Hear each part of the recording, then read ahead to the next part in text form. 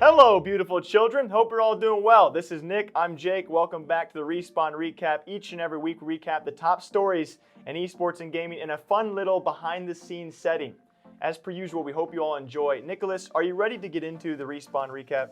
Yes, but is it behind the scenes? We're in the same spot as usual. Anyway, we are in front of the scene right now. Here's the first topic. So first up this week, and definitely one of the bigger stories, was the Tfue challenge of Ninja. Not necessarily the fight itself. It's not going to happen. Don't egg yourselves on, guys. You know, speaking of fights, if we ever reach 100K, I think me and Nick would love to throw down. If you guys need some incentive to hit the subscribe button, I would love. We will fight. And I got definitely pounds and height on you, but you could make it challenging easily. Just hit me right here. Clock me right there in the. That's a huge surface area. Clock me right here in the 2 tower, huh? It's, either way though, not really the fight. It's not going to happen. It's just not. There's no way Ninja takes that. I would really want to talk about, get your side on how Tfue went about this. The only way I can relate it to us is Tfue in his video. He takes. If you guys didn't know, on Twitter, Ninja was actually hacked. The hacker then challenges Tfue to a 1v1. Tfue makes a video out of it to actually challenge Ninja. But in that same video, he makes a very bold accusation, accusing Ninja of trying to ruin his career without giving any backing, any evidence. Says it happened in the past. He didn't speak up about it until now. And surprisingly enough, besides us, I don't even think many outlets are actually talking about this. So like, what do you think about a guy in the way that he brought it all up, the way he challenged to the fight, the way he brought up an accusation? Only a guy like Tfue can get away with this kind of stuff. Yeah, in this particular situation, it kind of bothers me because, well, both of them are just like very flamboyant personalities. That's a good way to put it. Right? It's a good way to put it. So obviously, like Ninja, it was very obviously not real. You know, him calling him out on that fight, and then Tfue kind of taking that was. I just found it ridiculous, and then him coming out and saying that he's trying to ruin his career after. Obviously, yeah, I share the same sentiment. Where did that come from? Why? And if it was anyone else, you're not going to get away with it, right? Like, imagine you make a video and you call out someone for something bold. Like, this is like these are two of the biggest figures in gaming. You call them out for ruining your career. No evidence besides a screenshot, and no one's really talking. It just baffles me. Either way, though, you know, to Tfue's point, it's very, very smart, right? His team takes a couple of minutes to take a hack tweet, turn into a fight. I don't know if he needed that. If he had to make the accusation, though, to actually make the fight proposal, like, you don't have to throw that out there, but he chose to. So I'm hoping more comes of it. We don't really agree. It's very professional.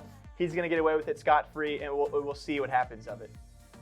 And the second story today, especially for FaZe fans out there, COD fans might like this one as well. Nick, you might even like this one. The youngest as well as the shortest Call of Duty roster has taken their first championship. You know, they're actually often made fun of by all the older pros. I don't know if you know the Atlanta FaZe COD team.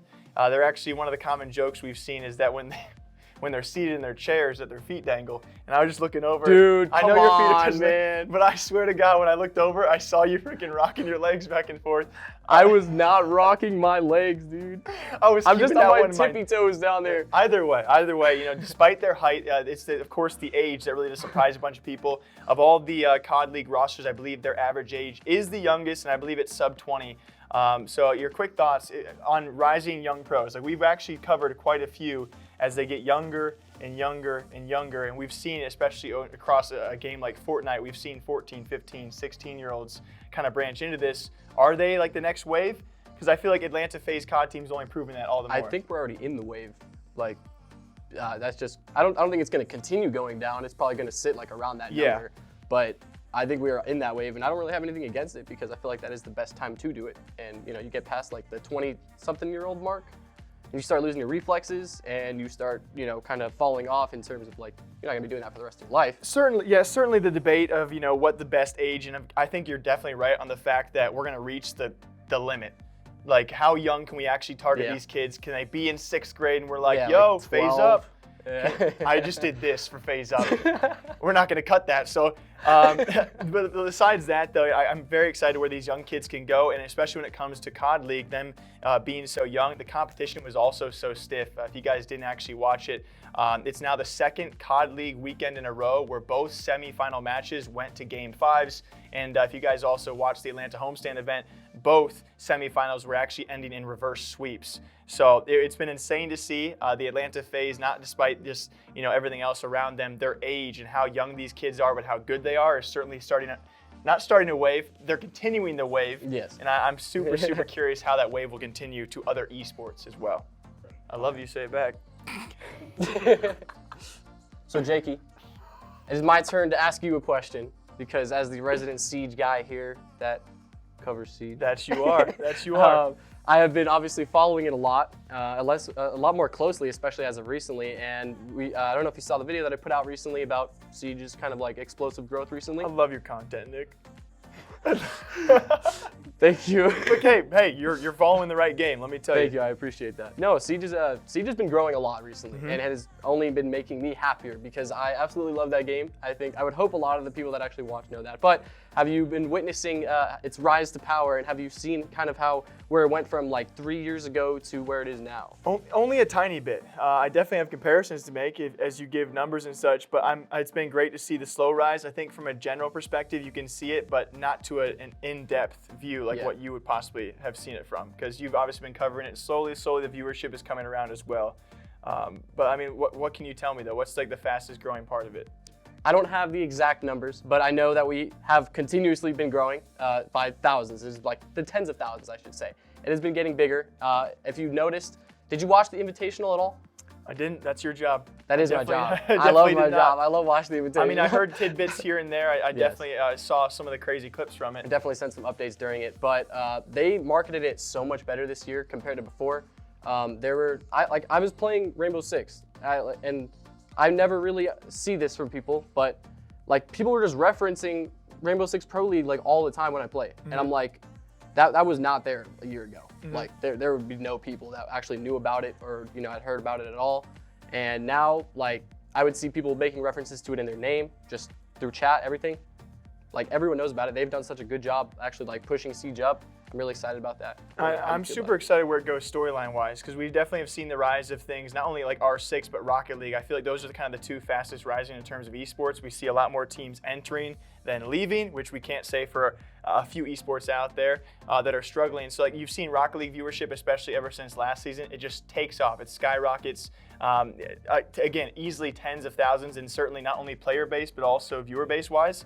And so for me, I'm excited for us when we cover both these, because these games are probably not our main channel games, right? We kind of like the drama and the kind of like the CS:GO, maybe a little bit of Fortnite here and there, the bigger stories. Yeah. And as R6 and Rocket League develop, that only gives you and me more content. So I'm so excited, not only viewership wise, but like the storylines and the drama, because as you know, there are so many notable names in R6 that maybe the average street viewer might not know yet. But certainly as they develop more of the esports and not only the viewership comes, so too the storylines, and that's what me and you love to cover. So yeah, we're getting there. We don't have like super good amount of drama like you do with COD and whatnot, but Rocket League's the same way though, so I understand. Yeah.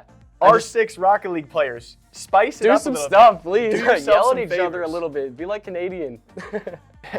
As of us recording this a few days back, I believe, this goes out on Fridays, we actually covered one of the biggest non-investor moves ever. That's going to be Nadeshot has apparently offered Shroud in the very, very early on amidst the 100 Thieves founding. He offered Shroud co-ownership. Shroud pretty much comes out and says, it was too much work, and also make sure to clarify that he has no regrets, which is great to see, because obviously 100 Thieves now, I think it's like $160 million valuation, whether or not that's a true valuation. But I mean, like, it's just crazy to see all the things that we don't know unless it comes out in a random clip, right? Yeah. Who knows all the people that Nadeshot would have offered, and now we're just left wondering, what if it would have been a co-op? Can you possibly fathom 100 Thieves within 2 years that is at a better spot than it is already now, even with the help of Shroud? Because for me, it's tough. That is a good point, but I mean, in the event that Shroud co-owns, that is a whole different universe that, a whole different timeline. They could be worse off, I'm just saying they could be, yeah. That's what I'm saying is that they could be. What if all 100 Thieves, if they were, oh God. What if all 100 Thieves, because Shroud's a co-owner, they all moved to Mixer? And this could be 100 Thieves that no one knows about. They got 75% less viewership. That's what I was agreeing with you. Okay. I was saying, yes. Yeah, I wasn't trying to argue with you. Okay. But you're right. Like, it's so funny because this could be an entirely different timeline. Yes. We could be talking about 100 Thieves so much less. That's no knock on Shroud, okay? Yes. I'm just saying, can you actually fathom a way that 100 Thieves would be better off? Because I find it hard. They've grown so much in 2 years. Can even a Shroud help that? You know? Yeah. It's hard to talk about. I don't really know. That's like a very hypothetical, huge thing to look into. But I will say that I'm kind of with Shroud and not pursuing that. I'm kind of happy where he ended up, and I feel like he is too. He said it himself. And I feel like Nadeshot should even be happy because look where he is today. I mean, I can't disagree on either of those because look at what the move Shroud made. Shroud cashed out. Shroud's certainly still doing very well on his own. And Nadeshot got that ownership still under his own reign, probably gave it out to an investor instead who paid good money for it. So 100 Thieves could have had Shroud. They might still sign him as a streamer in the future, but he could have been a co-owner in some alternate universe. We'll never know what it was like. Long away. Far, far away. Shut the Our last story, guys, is going to be one that's a conspiracy theory. All right, I don't want any flack out there. You know, this is the Respawn recap. We keep it chill, we keep it relaxed, and behind the scenes and in front of the camera, Nicholas. Yeah. We're going to talk about what I think is, I think it might be a publicity stunt. At this point in time, we've had so many DMs, so many people send us clips, and we've even shown you guys clips of Tfue and Banks partying it up.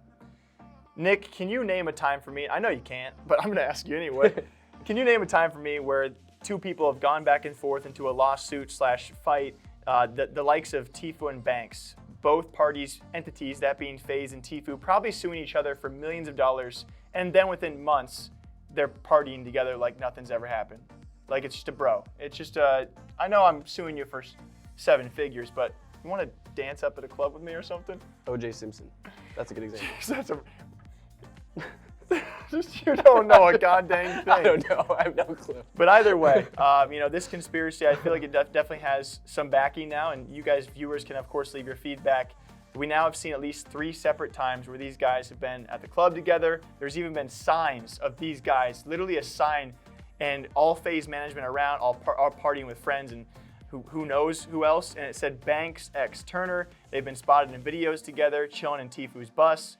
I mean, just give me your thoughts on it. Like, we've never seen this before, and obviously when it comes time for countersuing each other for millions of dollars, is it worth it? With how big this story was, could it be worth it to pull it up as a stunt? On paper, it 100% looked like a stunt, I feel like with you just seeing them, everything that you mentioned, just with them all, like, you know, in videos together, at parties together after a lawsuit. But at the same time, like, I feel like doing a lawsuit requires so much effort, and like that's just a lot of stuff on the line for you to want to risk just doing it for a publicity stunt. But at the same time, that's kind of like the whole trick behind it. Yeah. That you do big stuff like that because no one expects it. And it's, so I don't know. You got to ask yourself, like, what did it cost each party? You know, I think I saw a post a long time ago. If you guys missed the Super Bowl halftime show that 100 Thieves put on, they put 500 grand into an Uno event. And they somehow, via the numbers, they somehow saw that as a great return. I didn't think it was like 35K concurrent viewers, but overall impressions-wise, they found that worth it. So if that single Uno event for a few hours of people playing Uno is worth $500,000, what is an event like this worth with FaZe and Tfue stretched over many, many months? The impressions are probably countless, and what is it actually costing either side is the ultimate question. And sounds like it. And is that millions worth the probably, dare I say, hundreds of millions of impressions? That's what it comes down to. And I think we now have physical backing that it could be a stunt. You guys can call me freaking insane. You can call me insane, but we're going to find out if it is. And I'm going to get to the bottom of this. Anyway, we hope you guys, as per usual, enjoyed the Respawn recap. If you guys did, please do us a favor. Leave a comment or a like down below. That makes sure you guys support this kind of background. I saw a comment last week that not you, because you talk like a normal guy. I was actually talking slower for once in these videos. Yes, you were, actually. So that makes me feel really good inside. We hope you guys all enjoy. As per usual, our DMs are open. The comment section is open. If you guys have stories you want us to recap, hit us up. Until next time, stay fresh, gamers. Dude.